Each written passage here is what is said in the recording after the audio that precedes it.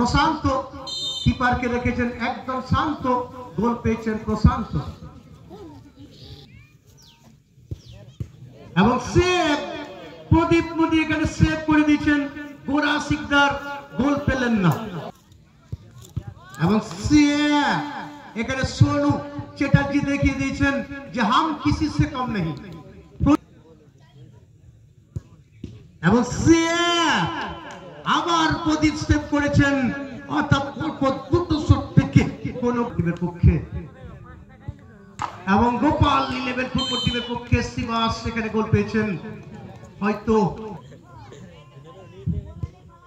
এখানে আবার সেভ, পরপর 3টা সেভ করেছেন, পরপর 3টা সেভ। এবং গোপাল হাইরে তোমার কপাল, এখানে গোল নেই। বারের পরে আবার সোনুর মাথায় বল লেগে গেল।